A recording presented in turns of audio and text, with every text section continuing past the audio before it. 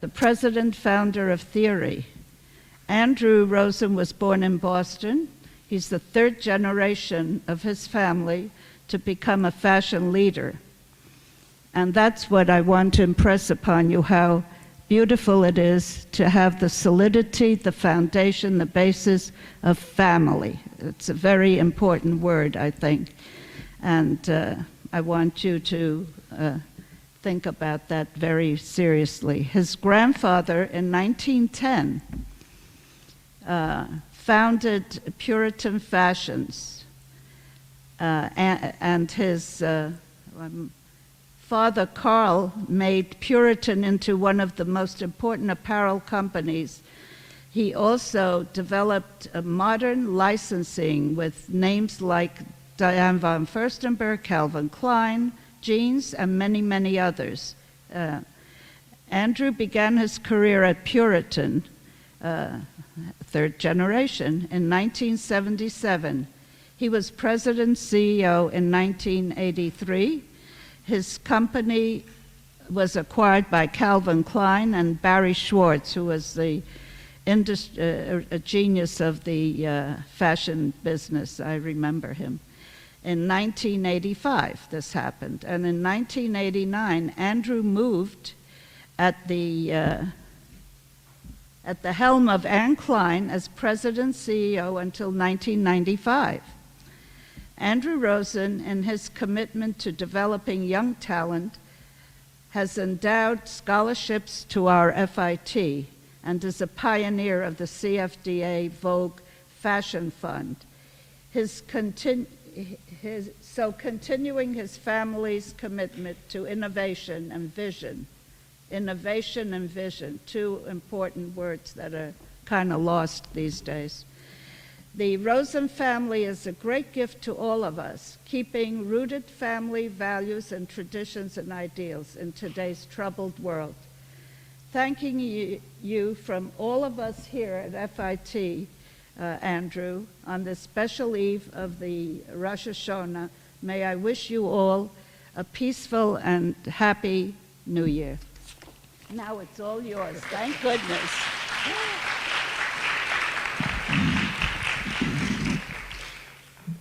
That's quite a build-up. I hope I can live up to it. As I said a little earlier, Professor Papazian is the only one that could get me to do something like this, because normally I don't do any of this kind of stuff, but she's so passionate about fashion and so committed to the school, and so I likewise had to be passionate and committed to her. You know, all of us, you guys are here getting a great education at FIT and getting the opportunity from time to time to hear from some of the industry leaders and so on. And I wanted to just talk to you a little bit about my education growing up in the industry, maybe go through in somewhat more detail my career. And the most important thing that probably I could do is afterwards is just to talk to you guys, have you guys ask questions, and you know, we can talk a little bit about some of my theories or some of the philosophies about the industry. I mean, it is true, my grandfather started his company in 1910. It's almost 100 years since that happened, and my dad went to work for my grandfather shortly after the war, and frankly, I guess have been working in the fashion industry since I was born. You know, I was always around it and so on, and my dad, I guess, not always saying he never wanted any of his kids to follow in his footsteps or in the industry, because it's a pretty tough industry, but I guess in a way he was probably just saying that to make sure that some of us were really into it. And I have two sisters and a brother, and although all of the rest of my family loves fashion, no one else is in it except for me. And I guess when I was about 18 years old, I was busy playing golf and doing all those kind of good things, running around, and one day I called my dad up and I said, "Dad, I'd like to come to work." And I started out, he said, fine, you come to New York and so on.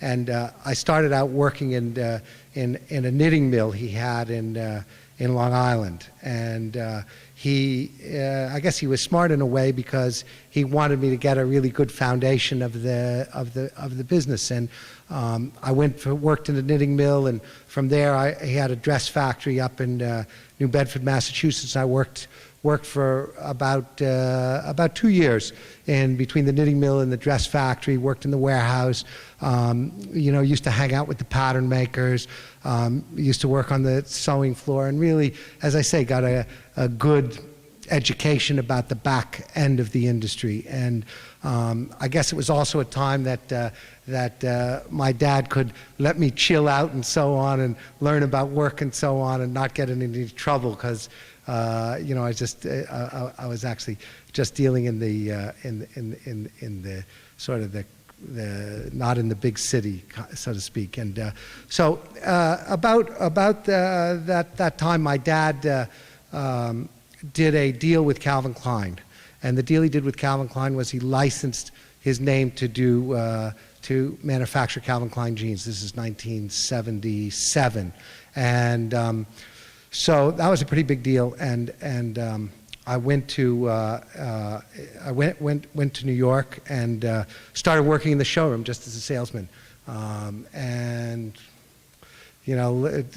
first selling specialty stores, then started selling bigger stores. And as people left, I kept moving up. And then my dad did a license originally for women's, and then he did a license for men's. And I went to my dad, and I guess I was 21 years old at the time, just about 21 years old. And I said, Dad, no one in the company knows anything about men's. We're a women's company, and maybe it would be a good idea if I started the men's. I've been here for 2 years, I know everything that's going on. And my dad let me start the men's company, and it wasn't like it was something difficult because it was Calvin Klein, and immediately the business took off, and I guess everyone thought I was sort of smart or whatever. But anyway, that all went very good. And now going forward a few years, my dad got sick, and my dad got sick in 1982, and now at the age of 24 years old, I had to become first the president and ultimately the CEO of a New York Stock Exchange company. And my dad passed away in 1983, and I, at 25 years old, became the CEO of Puritan Fashions, which predominantly was Calvin Klein jeans. And it was a $250 million New York Stock Exchange company. And it was sort of, at that time, I felt like, I know everything, right? I was young, I was passionate, I was, I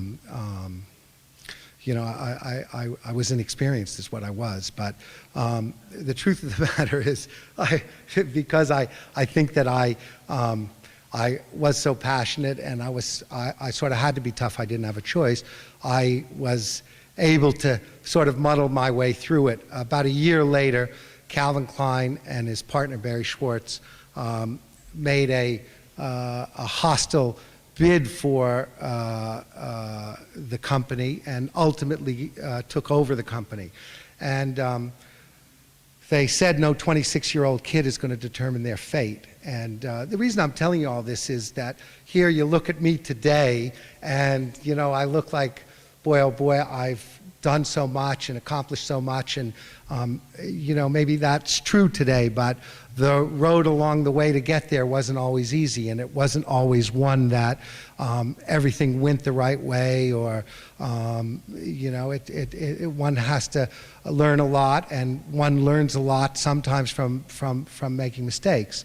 And so anyway, no 26-year-old kid is going to determine our fate, and Calvin Klein and his partner bought the Puritan Fashions, which was a company that I guess my grandfather had started in 1910. And I think emotionally and all that wasn't really such a big deal to me, but what was a big deal to me was that my dad, who had decided that I was capable of running his company, Calvin Klein and his partner said I wasn't. And that was sort of more the big deal for me than anything else. And at that time, there was a lot of publicity and so on. And I guess if you looked, there was not in those days Google and all of the access to information that there is today. But I guess that because sometimes my daughter will go on the internet and she'll pick up some stuff and she'll ask me some questions about, oh, Dad, what happened here or there? So I guess there's still stuff on it. You can read about it if you have any interest in reading about it. But it wasn't something that was really such a great time in my life at a very young age. But in a way, it wasn't a great time. But in another way, maybe it was a great time because it taught me a lot. So instead of leaving, and I had an opportunity to leave to go to work and run one of the businesses at Ralph Lauren, I decided to stay at Calvin Klein, and Calvin Klein had hired a fellow by the name of Bob Suslow, who since passed away. He was a great man and just a great man in our industry, and he was the former CEO of Saks Fifth Avenue, and he had a long, distinguished career in retail. Never had he worked in wholesale, and he came and he became the head of all of the Calvin Klein businesses. And I went to him, and this is actually a very important thing. Is I had gotten an opportunity to work for Ralph Lauren, and it was a very nice job, big salary, Ralph Lauren, and I could escape the whole Calvin Klein thing. But I had went to him and I said, I got this opportunity to run this company and so on, and I hadn't accepted the job. And I went to him and I asked him his advice, because he was the guy running the company, and he said to me, no. He says, you're not going to go anywhere. You're going to stay here with me. You're going to work with me. And one of these days, you're going to run this company again. And I looked at him and I said, you have obviously not been reading the newspapers. There's no chance of that happening. But anyway, I decided to stay, and I got sort of demoted a little bit, running one of the businesses instead of all the businesses, and did very well. And the business grew, and I clearly had developed the business a little quicker than some of my compatriots in the other businesses, and got a lot of recognition for that, which was good. And one day, Calvin Klein and his partner got in a disagreement with this fellow, Bob Suslow, and threw him out of the company. And they threw him out of the company, and they brought somebody else in. And about 2 months into that, I went to Calvin Klein's partner, and I said, listen, it's none of my business, and you guys can do whatever you want, but this guy that you hired doesn't know a thing about what he's doing, and he's going to destroy your company. And Barry said to me, I'm aware of that, and don't worry, and we'll take care of it. And about 3 months later, they removed him from his position, and they had a financial guy that they made the president of the company, and they made me at that time executive vice president, and which was obviously a good thing, and something more to what I was looking for, because for me, I didn't really have a great love for Calvin Klein or his partner after all what they had done. Although today I have a tremendous amount of respect for them, but maybe not back in 1985 or 6 or whenever it was. But today I think they are really fantastic people, and Calvin and Barry are true visionaries in our industry. But about a year later from that, the CFO guy left, and they made me president of the company. And it wasn't too long after that I decided to leave, because basically everything that I had felt like I wanted to do there or could do there, I had done. And I actually wanted to sort of strike off and do something that was not connected to my family business, that was something that that maybe people would say you're not just working there because it's your family business. And I got an opportunity to be the CEO of Anne Klein. And to be honest with you, I never looked for a job. The guys from Anne Klein had come after me, and not that I even really liked Anne Klein clothes or anything else. It's just that I want to get away from Calvin Klein. And the truth of the matter is that Anne Klein was on the, Calvin Klein was on 11th and 12th floor of 205 West 39th Street, and Anne Klein was on the 4th, 5th, and 6th floor. So I didn't even have to move my office just in the elevator. And so when I got to Anne Klein and then I saw what kind of clothes we were making and so on and so forth, I realized that maybe I should have done a little more homework or whatever. But no, it was a great company. And but aesthetically, I think that I had a little different aesthetic sense than Anne Klein. And over the course of the next 6 years, I had worked sort of to change the aesthetic of Anne Klein. And at the time that I got there, Donna Karan had just left. And if anyone of you guys know, Anne Klein herself was one of the really true pioneers of American sportswear. And Donna Karan was her assistant, and Donna Karan and Louis Dell'Olio. And Anne Klein died suddenly in the mid-1970s, and Donna Karan, at the age of 24 or 5 years old, took over the helm of the design of that company, and did an amazing job with it. And when I got there, Donna had just left to start her own company. The same people that own Anne Klein invested in Donna Karan to start her own company, and started Donna Karan. So when I got there in 89, I think Donna Karan started in 80, at the end of 88.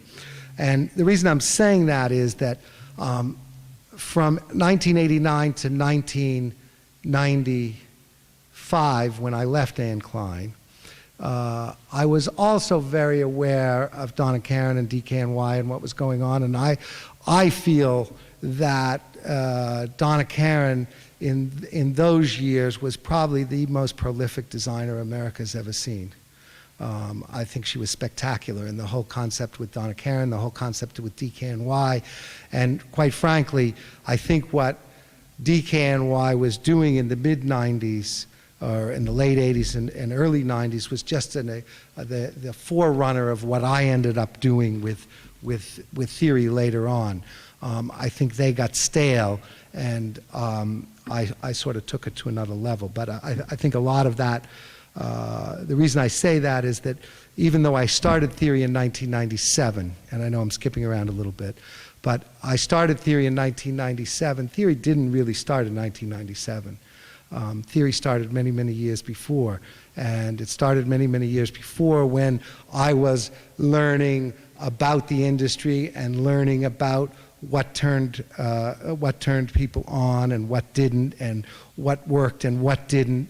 And sort of in those years, really understanding the industry and understanding the consumer and understanding companies and understanding what works in companies and doesn't work in companies. And to build a successful business, it's not just about designing great clothes, and it's not just about having great people.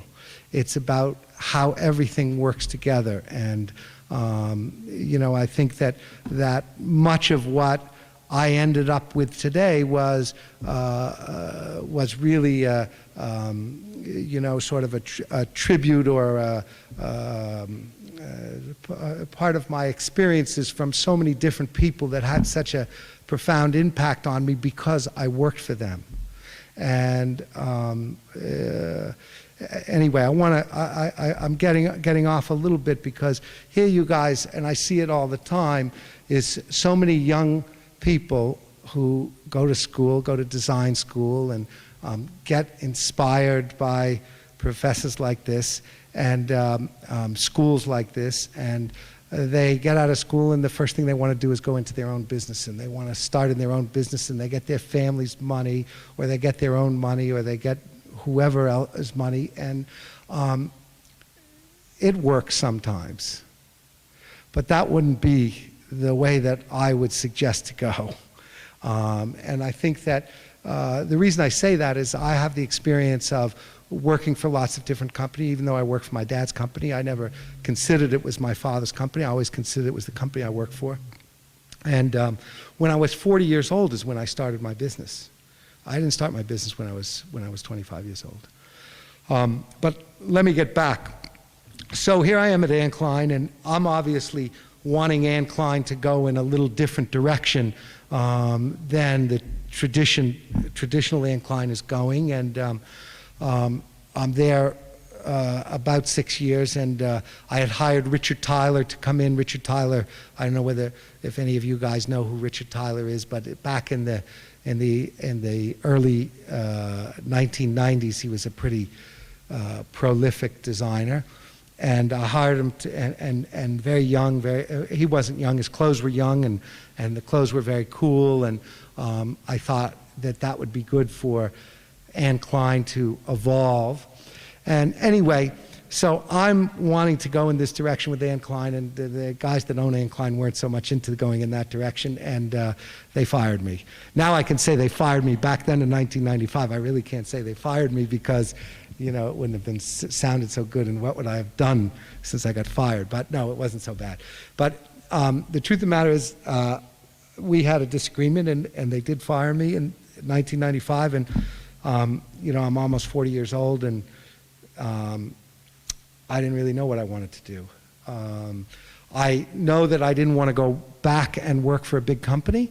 I know I didn't like the politics and all of that of a big company. I didn't really like the idea of having to go and work for somebody. But the fact of the matter is I had to make a living somehow because you know, I had 2 kids. I was just getting divorced and so on at the time. But anyway, so I ended up meeting Elie Tahari. And Elie Tahari, I assume all of you know, he's a very interesting guy. He's very innovative. He's very he's a great adapter, improviser. He's a fantastic guy, and he had this company, and I didn't really know him that well, and he wanted me to come and run his company.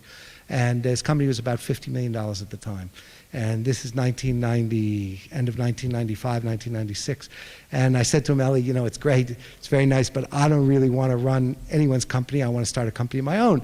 And Elie, of course, being very innovative and all, said to me, well, I tell you what we do. You can run my company, you and I can start a company at the same time together. And I said, that sounds good to me, you know, I can run his company and earn a little money from his company, running his company, and at the same time we can start something together. So he said, what do you want to start? I said, well, I'm not sure yet. He says, okay, don't worry, you'll start with me and then we'll figure it out. And you know, I think that Elie is like so many successful people in our industry. Like me in a lot of ways, I didn't have any great formal education. And I'm not saying anything against formal education, but he learned what he learned by experience, as I did. And he, like myself, like many successful people in our industry, is a great improviser. Things don't always have to go your way. Things don't always have to be perfect. But you have to find a way to put one step ahead of the other. And you have to find a way to make it work. And I think that if someone asked me, what would you think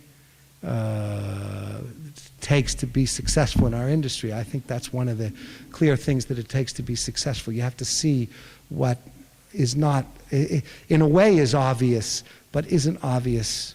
And you have to think a little bit outside the box, and you have to improvise, because it isn't always going to be perfect. So anyway, I start with Elie, and Elie comes back from a trip he was taking, and he brings me a pair of pants.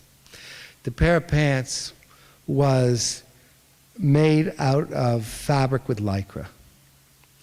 And he said to me, these pants are phenomenal. What size are you? I told him my size. He says, I have one here in your size. I put it on. And immediately I got what he was talking about, and I got a whole concept for a business. And I had always believed that if you're going to start a business, you can't start a business with lots and lots of clothes. You've got to start a business with a singular point of view. You've got to start a business where you're doing something that's a little bit different than everything that else is out there.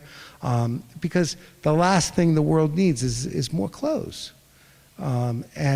If you're going to make something and you're going to want somebody to buy it, it's got to be something different than what they have. And I had this whole concept that women, and this is back in 1996, 97, that women didn't want to wear clothing head to toe, that they didn't want this shirt to match, or this jacket to match this shirt, to match that pair of pants. That women wanted individual pieces that could be mixed within her wardrobe very eclectically. And that almost blindly, whether you took this shirt and put it with this pair of pants, it would work. And that's why I say earlier, I think that was something that DKNY did very, very successfully, is they didn't make coordinated clothes. They made individual pieces. Today, it's not like that today. Forget what they're doing. But back in the day there, so I wanted to make individual pieces. I wanted to make them all out of fabrics with Lycra. Because if I make them all out of fabrics with Lycra, the shape and proportion of a pair of pants, of a shirt, of a jacket were totally different than what was out there. And I'm not saying that people at that time weren't using fabrics with Lycra. They were using fabrics with Lycra. But they treated them like fabrics without Lycra. And I was determined that I was going to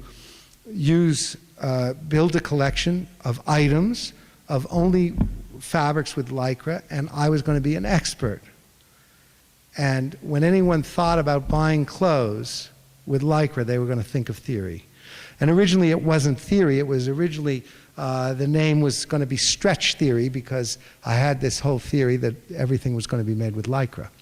And I guess along the way, I decided that maybe stretch was somewhat limiting and I could just call it Theory. So I embarked into this relationship with Elie, and we started this business, and it all started around this pair of pants and the idea that I had. And the other thing that was happening too at that time, because I think that, you know, a lot of factors go into what people are wearing, trends, and it's not just what's in magazines, it's what their lifestyle is. And I always believed, and I still do today, that I don't necessarily need to make clothes that are all about who's wearing them and what pages of what magazine they're on. And I'm not saying there's anything wrong with that, but it's not really my philosophy. My philosophy was always to make clothes that fit into the modern contemporary woman's lifestyle or man's lifestyle. And at that time, it was just the beginning of the cell phone era, and the internet was just starting and so on, and that the Blackberries didn't even exist. But all of a sudden, people were much more mobile. They weren't tied to their office anymore. Their office was becoming wherever they were. And so people needed clothing that was a lot more versatile than the clothing they had before too, because they were traveling a lot more, they were going more, the office was not this place that they were locked into, they were able to be much more mobile, much more versatile. And so I wanted to make clothing that also was much more versatile and much more mobile than what the clothing was. So this is how we came to Theory. And Theory, immediately, like a lot of people said to me, I can't believe you're doing this. I mean, you were running these big companies. Now you're going and starting this company. What are you, crazy? And you know, then on top of that, anyway. So I didn't listen to any of that, and I was really sort of totally convinced that I could mix the luxury of using these very luxurious fabrics, which was what I did. Is all these fabrics with Lycra, the fabrics were all very luxurious. I mean, I was choosing fabrics at the time that all of the designers were using, but I was putting them in very simple clothes. And I was putting in simple clothes because, as I say, the fabrics with Lycra, the length of the rise, the shape of the leg, the cuts of the shirts or jackets could be totally different, and they'd look very fresh and modern and fashionable, and I didn't have to worry about how much detail I put on the clothes. It wasn't about detail at all. For me, the design and fashion is all about shape and proportion and fit and feel. And that was what theory was all about. It didn't have lots of pockets and details and everything else. It really was very simple clothes, and it was all about the fit and the proportion of the clothes and the way the clothes sort of felt on a woman. And so right away we started, and pretty much. And this is sort of interesting, is that there's not one store that we showed the collection to that didn't buy it. And you know why that happened? Because it was a simple idea. And when they looked at the clothes, they didn't have to think about, oh, where am I going to put this? Or how complicated it is to write the order, or who am I going to have to take out to put this in? Because what I was doing was totally different than anyone else was doing. They were all selling coordinates of clothes, the whole idea was they were going to get, and Mr. Lynch over here was with Saks Fifth Avenue at the time, so he knows a lot about the history of all this, and was a big supporter and a big advocate of, and a big reason why I was able to build the business. He's now a professor. I don't know whether you have any of these guys at this here, but this guy knows what he's talking about. He knows what he's talking about because he didn't learn it from a textbook. He had some real life experience. Not to say you can't learn a lot from a textbook. I don't want to say that, but you gotta learn it. You gotta get some experience too. So. Anyway, the idea was very simple, and every store, you know, I used to say to them, look at the risk, look at the reward. There's very little risk and a huge reward here, because I wasn't asking them to buy hundreds of thousands of dollars worth of clothes. And again, my concept was individual pieces, all made of Lycra, luxurious fabrics. And I was going to use the same sort of philosophy that I used in the jean business, which was I made everything domestically and I could turn it very quickly. So if somebody wanted more clothes, I used to stock the fabric in a warehouse in New Jersey, and I could make them in 2 weeks. So that I had the sense of urgency and the quick turn of the jean business, so that if somebody started off with 100, they sold them, they could reorder 1,000, no problem. And anyway, that I had a sort of a sales pitch that nobody could resist. I didn't do one stitch of advertising. I didn't even have a PR department until I guess about 7 years into the whole thing. And anyway, the business went, the first year was 6 million, the second year 20 million, the third year 40 million. And it was never for me about volume. It still isn't today about volume. It's more sort of about the integrity of the clothes that we do, the experience. And I can't say to you that here it is 11 years later and everything we're doing is amazing. I think one of the great things about our company always has been that I've been able to look at what we do right and what we don't do right, and the things that we generally do right we'll continually do right, and the things that we don't do right, it's like us as individual of people too. The things you don't do right, you got to take a look at, and you got to sit down and correct. It's not going to correct itself. So anyway, the business grew very dramatically, and a couple of years into it, I remember I used to take my kids at that time were 8 and 10. My kids used to have to get dragged around with me to all the factories and the stores and everything else, and you know, and I remember taking my kids to the Nike store. And the Nike store was sort of a big icon for me back in those days. And, you know, I used to look at the Nike store and I'd say to myself, Jesus Christ, how am I ever going to get something like this? I mean, what have I done? You know, and it was always sort of some sort of inspiration. And the other thing is that I used to look at companies like Prada, Gucci, Louis Vuitton, and these global companies, and these global companies that owned and defined a marketplace. And a couple of years into it, I said, you know, we have the same opportunity in theory to do that in the contemporary marketplace. And I decided that I felt that we could be the defining company within the contemporary marketplace.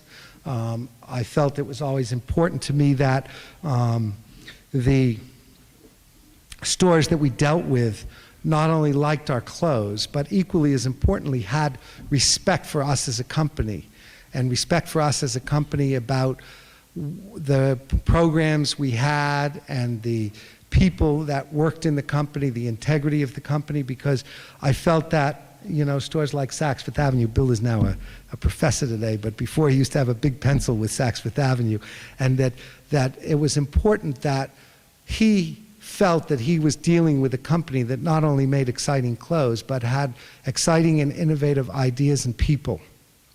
And our company was built on a sense of urgency and passion for what we were doing. It wasn't just a company making clothes to fill up racks in stores. We had a point of view about what we were doing. We had a culture within our company. We had an aesthetic within our company. And that's why 11 years later, our company is still very relevant and very strong, and still sort of the defining thing within the defining company within the contemporary marketplace. And I think over those years, it was important to me for us to evolve. And aesthetically, our aesthetic had to pretty much remain the same, but our methodologies and our product and what we did had to continue to evolve. And just like the world evolves and fashion evolves, people's taste evolve, companies have to evolve. And I see so often that companies really nail it and build this big business, and then what happens is they stay doing what they were doing until what they were doing becomes out of date. And you know, what we're doing in theory is we're not selling price. Nothing that none of our clothes is about price. It's all sort of about the integrity of the product and the relevance for our customers' aesthetic and lifestyle. And when it comes to selling clothes that are not about price, but clothes that are about being relevant for a consumer's lifestyle, you have to be on it. You have to be on the trends. You have to continually evolve your company. And I always believe that I don't want to grow old with the customer. We entered the marketplace and we're relevant for a certain aesthetic and a certain group of customers, and we should stay that way as long as we're in business. And I think that what happens is new young people come into the brand and are buying the clothes, and maybe some people who are getting older, whose lifestyle has changed or whose taste have changed, are moving out of the brand. And I think that's perfectly okay. I never believe, and I have this kind of discussion with our design team and our merchandisers and our people all the time. I never believe that we should try to be everything to everybody, and that we should have I believe that we should always have a very focused perspective and a very clear point of view of what we stand for. And if I could be critical of our company today, I think sometimes our people are playing it too safe, and they're trying to have something for everybody. And I don't think that's a good thing at all. But anyway, I've been sort of rambling on about a lot of different things. So let me just finish a couple of things about the company. So anyway, in 2003, before 2000, it's 2003, I had sort of decided that, I had watched my dad. My dad worked his whole life, and he was chained to his desk, so to speak, because everything he had was wrapped up in his company. And he didn't have any freedom to do, he had a great life, and my dad was an incredible man and did so many great things for so many people and loved his life, but he didn't have any choices. He had to come to work every Monday morning. And I decided that maybe I didn't want to, I wanted to sort of learn from what I thought were some experiences my dad had, and decided that I didn't want to have to come to work every Monday morning.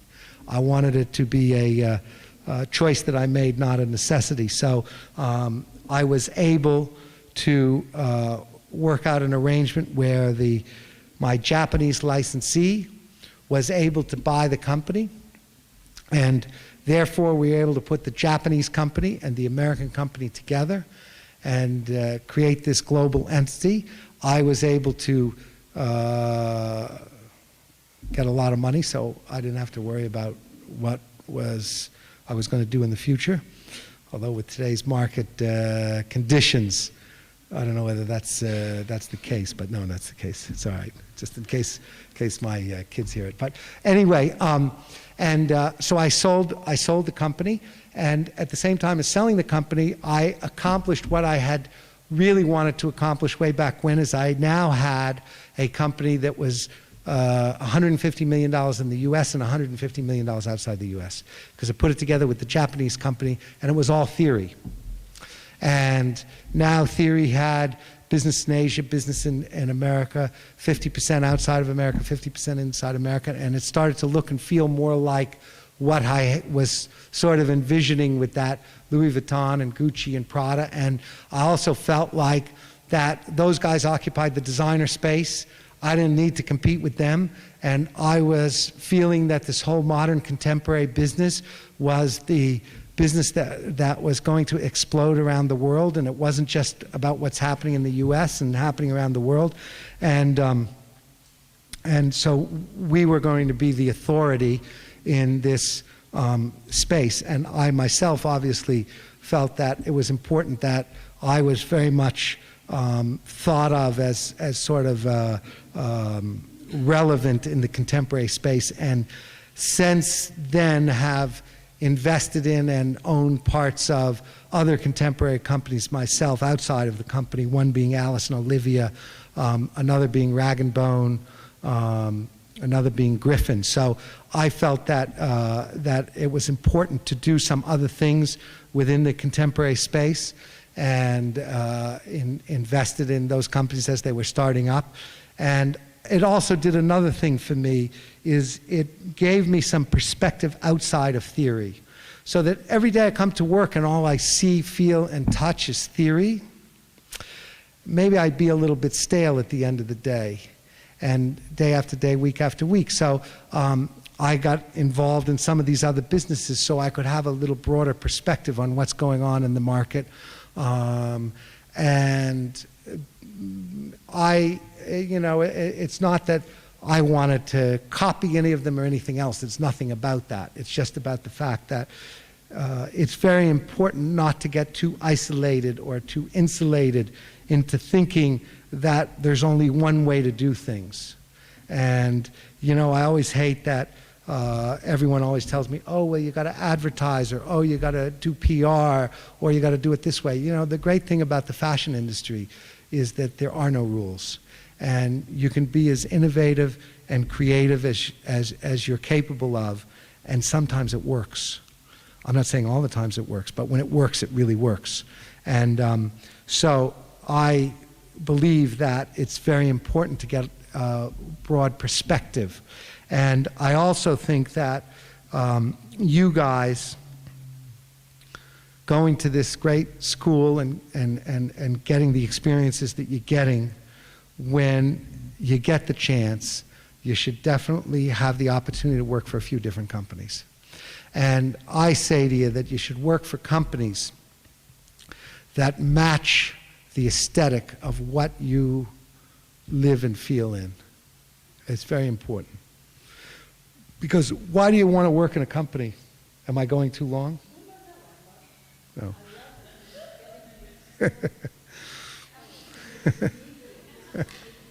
But why do you want to work in a company? Yeah, we're going to have questions. What time is it?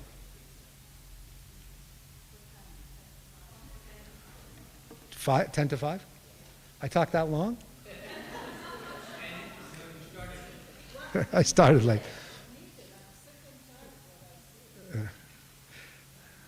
You know, the interesting thing is, I did speak to Professor Pavesi last week and get some ideas to what she wanted me to do, and she gave me some hints and so on, but all of this is just, it's just me. So, like, I didn't write anything down or anything or whatever, but anyway, so, you know, I could talk a lot more and I get involved. You know, I really believe in, you know, I got to where I got to because I had some great experience, but I also had some great people along the way that I was able to draw ideas from, and philosophies and theories from. And, you know, at the end of the day, I never really take anyone's opinion or advice literally, but I always consider it and factor it into my thinking. And my company gets a little frustrated with me because I have a habit of disaster checking things. And so I may ask, if there's something fairly sensitive, I may ask 3 or 4 people the same question so I see what answer I get, not so that I can copy it, but just so I get sort of a perspective, so that I can make a more informed decision at the end of the day. But I do think that it's important that way, and because of that, I do get involved in lots of things, helping young people with the CFDA. I get involved with them a lot, and helping young designers, and I pretty much see, I would say, most of the young designers that come into our industry and want to start businesses and so on. I mean, not all of them, but I see a lot of people, certainly those connected with the CFDA, and just trying to give some perspective on things. I mean, my experience is a little different. I mean, I don't come to work in a suit and tie. I think that you'll find that I'm equally comfortable sitting, not so comfortable sitting in the boardroom doing all that kind of stuff, but very comfortable in starting businesses and getting involved sort of in the beginning, and I sort of like that the most.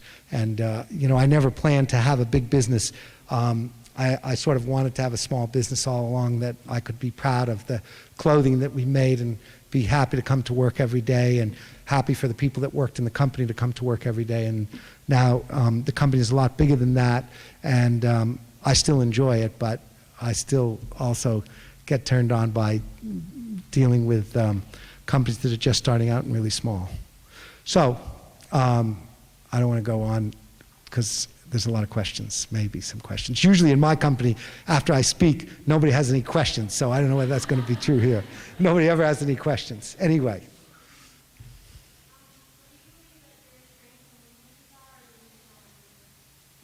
My strengths and weaknesses. I mean, how do I deal with my weaknesses? You know, I think that you know, one of the strengths obviously is I have a lot of experience today. So I know at least pretty much what has happened. I've sort of been a big student of the industry, and I have a good sense of what may be happening based on what circumstances we're in. So, I mean, my experience is a big strength. I think that my biggest weakness is I don't like managing and dealing with sort of big corporate stuff. I really don't enjoy that at all, and I tend to, like everyone else, take the path of least resistance, is avoid it and not confront it, and try to sweep it under the rug and hope it goes away, but it never goes away. So I work with an industrial psychologist, and I meet with her a couple times a month, and we talk about things that are going on, and she gives me some clues, because I do believe that, as I said earlier, the things you do well, you will constantly do well, and the things you don't do so well, you better work on, or you're going to constantly do them badly. So I do work with an industrial psychologist. Different than a therapist, but it's sort of for business. And, I just go through things and I try to be fairly realistic or grounded about things that I do well and things that I don't do well, because there's nothing wrong with, no one is perfect, so it's okay not to do some things well. Yeah.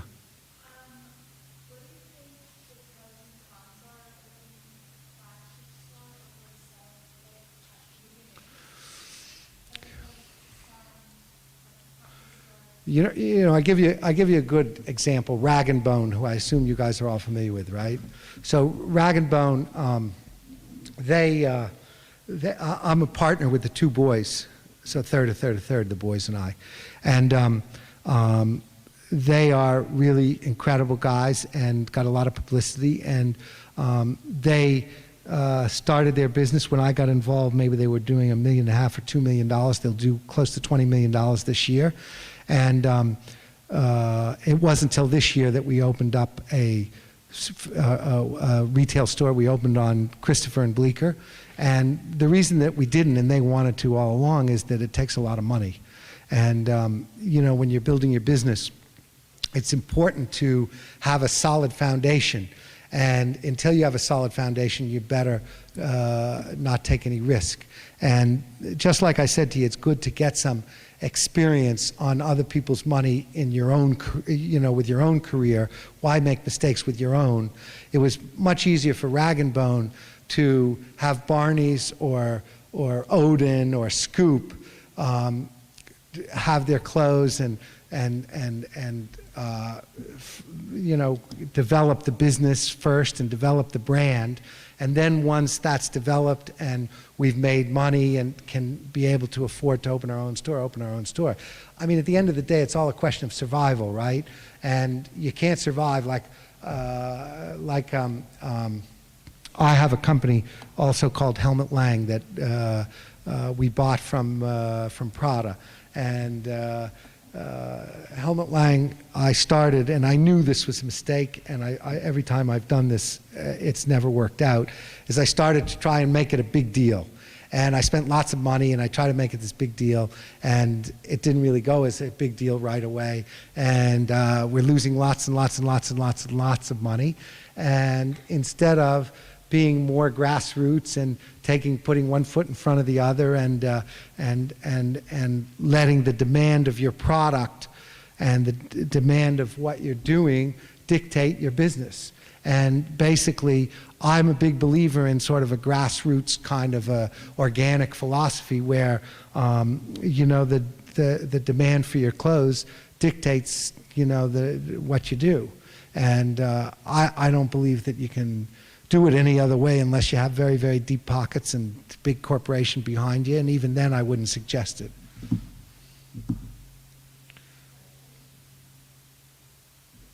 We get some guys now.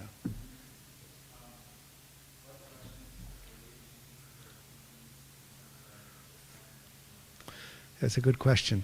I don't profess to be at all an expert or experienced in economic situations or circumstances, but clearly what we're going through probably is the most serious financial crisis we've ever had. Maybe, possibly, even more serious, Pete knows, than the late 1920s and 30s. Hopefully not like that, but it's a serious situation. So I think that today, and I meet with our company regularly about this, is that we can't take any risk. We can't take any chances. No inventory risk, and product-wise, we have to be right on. And I think that people are still going to buy clothes. I don't think they're going to stop buying clothes, but I think we got to be much more focused and not just make lots and lots and lots of clothes, but have a real, make sure that we have a real message. And as I was talking about earlier, I felt that we were having clothes for everyone. And I think now is the time we got to be even more focused than before and do things that are stimulating to the consumer, and do things that that are smart. And our company has just we got to be on it. We can't, everybody that's working there has got to understand that these are difficult times and that it isn't business as usual.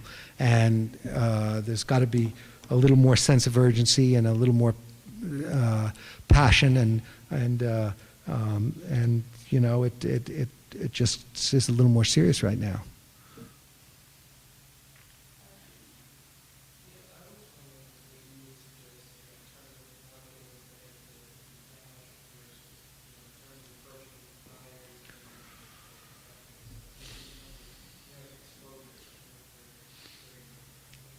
You look at this company, Current Elliott. You guys know Current Elliott? Anyone know it? Jean Company. Oh boy, hottest new company going, Current Elliott. They did an interesting thing, and I always like to. I mean, there are many ways to do it, but I always like to be aware of what's going on in the industry outside of just what I do in theory or Helmut Lang or any of that, right? It's very important to know what's going on, to know what other companies are doing. Again, not to copy anyone, but information is very important. So they did something where they got a tremendous amount of publicity, gave a lot of. They first had a unique concept to jeans. They started. They did all these baggy jeans back in the 80s, late 70s, 80s was all this boyfriend jeans, like girls were wearing these big baggy jeans that were sort of big on top and really narrow at the bottom. And they did that whole concept with sort of a lot of rips in the jeans and everything, and really cool. And it was different product than what else was out there.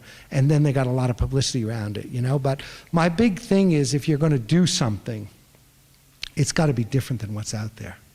If it's not different, it's not going to work. You're not going to cut through, because there's a lot out there already. And being different, like this concept with Current Elliott, it's different. It has a new fit to it. It has a new look to it, but it's a pair of jeans.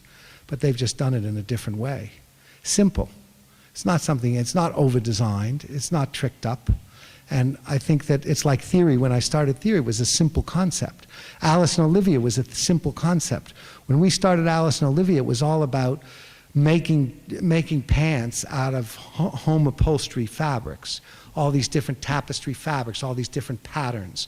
And that was just a way to get into the stores and build our reputation and build our credibility. So it was a singular idea.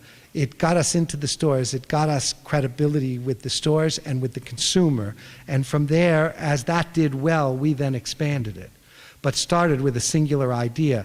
And when you start with a singular idea, A, you can do it better than anyone else.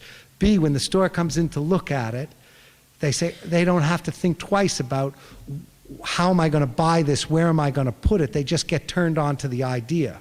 When they get turned on to the idea, that's it. Just they write the order. And if it's a whole collection of clothes, it's hard for them to get turned on to it, because they have so many other collections of clothes. I mean, Bill can tell you that.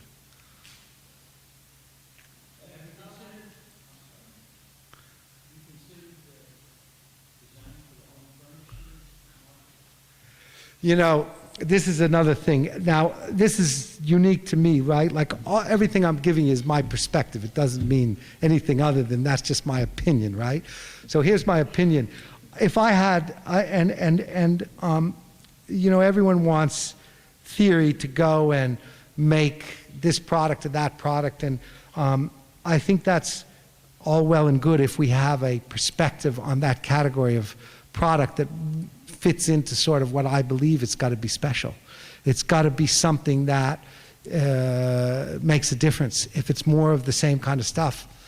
And I've sort of dabbled around in the home furnishings thing because I'm sort of into it, and I like that whole thing myself and all, but I haven't done anything that I love. But the one thing that I am doing is, because we started in home furnishings, I want to do bed and bath stuff, and what I ended up liking was this whole loungewear concept. So we did this whole loungewear concept, but that was stimulated by that whole home thing. But I think a company like us has to be careful that we maintain the integrity of what we do and don't just slap our name on products because we can sell them to somebody. They have to sort of mean something.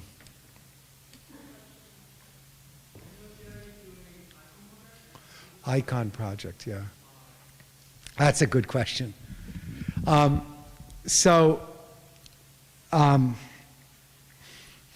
Here's the thing. I believe that, as I said to you guys earlier, the culture of the company is very important. And the company's success is based on many factors, one of which is the people within the company and the people within the company getting inspired. And I felt that for us just to spend money and take pictures of pretty girls in clothes and stick them in fashion magazines and promote theory was sort of something that wasn't too inspiring to me. And I wanted to find some way to promote our company and to promote the culture of our company and to promote what our company stands for. And the way that I decided to do that was through the Icon Project, which celebrates iconic ideas, iconic endeavors, iconic people, just the whole celebration of anything iconic. And so we have done things like art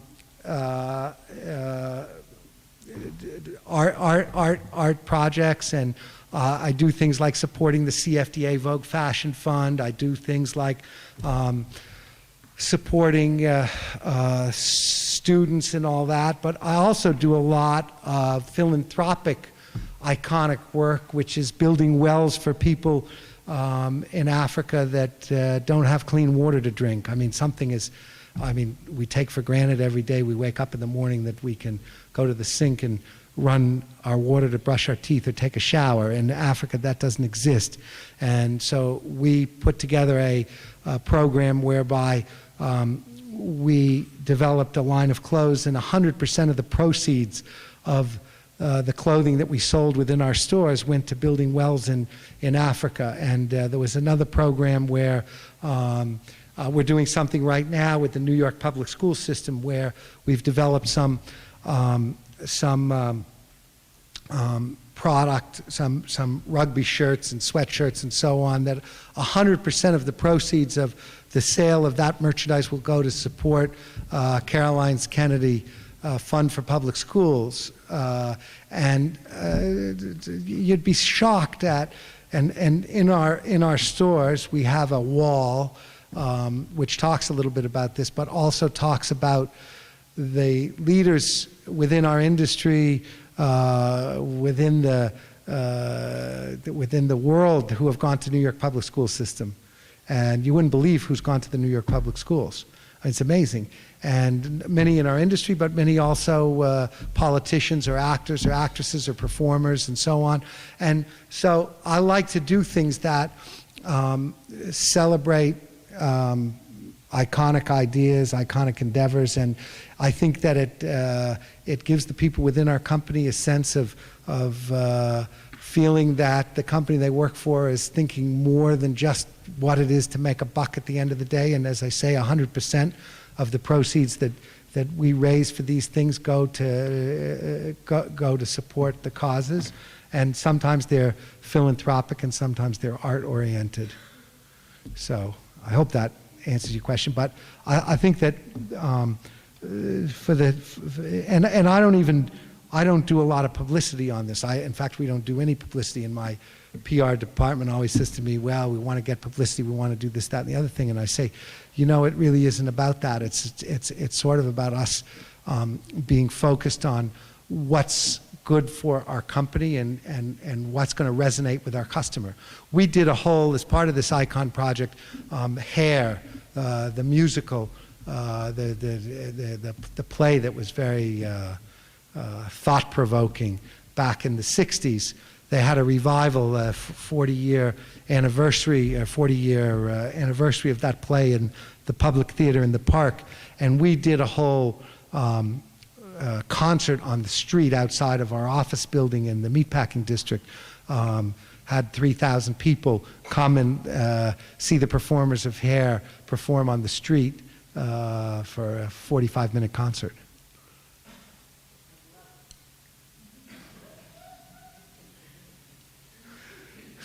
So there's more than one way to advertise. You know, I just feel like, you know, it's not being different for the sake of being different at all. It's doing things that represent the culture and the aesthetic and the philosophy of the company, so that the company is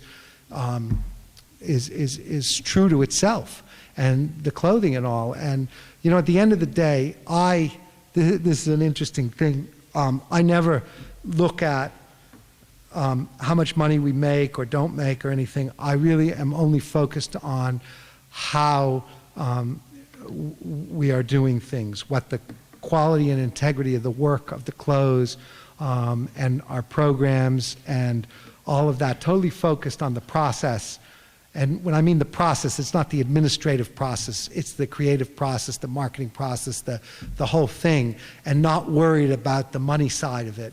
Because if one starts worrying about the money and gets totally focused on the money, I believe you lose the integrity of what we are trying to do at the end of the day, which is make clothes that stimulate people and that work for people's lifestyle. And you know, I guess that's why we have lots of companies that make clothes at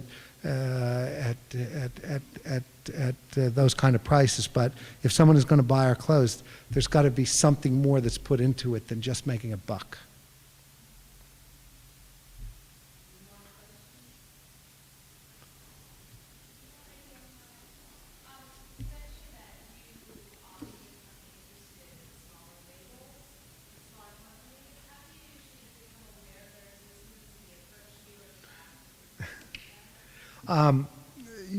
What happens is that, as I said, pretty much I probably see 10 or 15 young people every month who have ideas for companies, and lots of people contact me directly, or through the CFDA people contact me.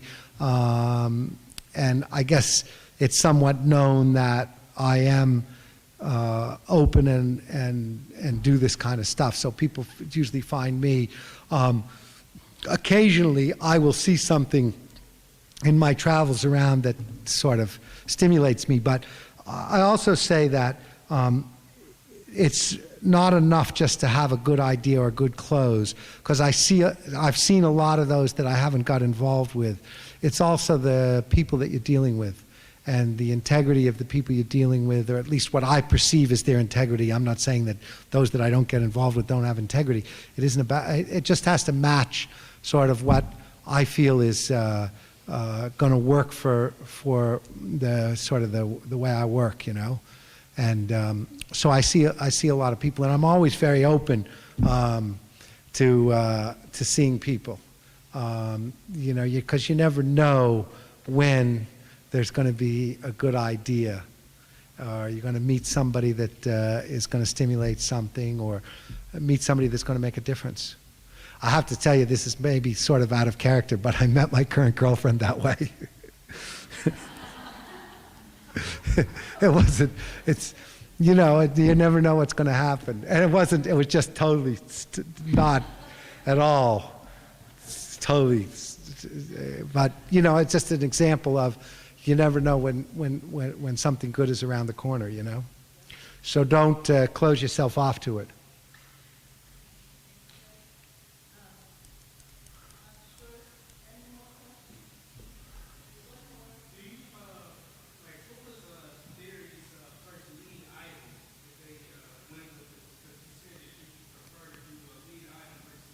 Yeah.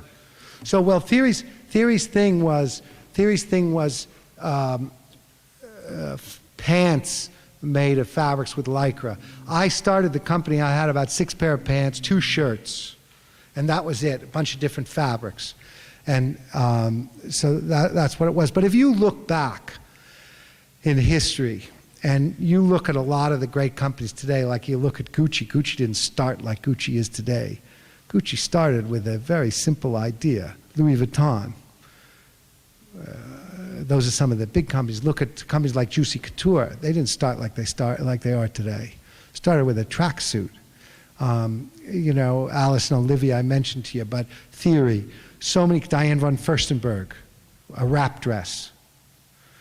I mean, go on and on and on. And pretty much everybody has started their company on a singular idea that they did better than everyone else, or more relevant to their customer base than everyone else. And if I was going to start over again today, I have another business some of you may know or may not know. It's a company called Kiki de Montparnasse. There's a store on 79 Green Street. And it's all about intimacy, lingerie, sex, all of that, but done in a very high-class way. And that whole concept was started on the fact that that intimacy and sex and all of that is, you know, pretty much the most important thing in everyone's life, and nobody really has owned it. And so, you know, there are all sorts of simple ideas that are really that, you know, just are great ideas waiting to happen, you know.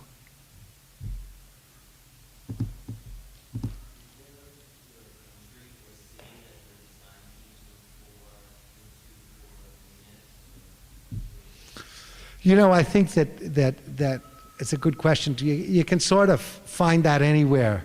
It all depends on what you're looking for, what your aesthetic is, sort of what you, in my opinion, what you're going for. Like, I think that you can find it anywhere and everywhere if you're sort of attuned to it. But the most important thing, I think, that you got to have some clarity as to narrowing the field down as to what is your aesthetic, or, you know, what are you feeling is a void. You know, I think you know, you can't just go out and you can shop and get inspired, and you can go to Paris, or you can go to London, and you can go to many different cities. You can go to LA.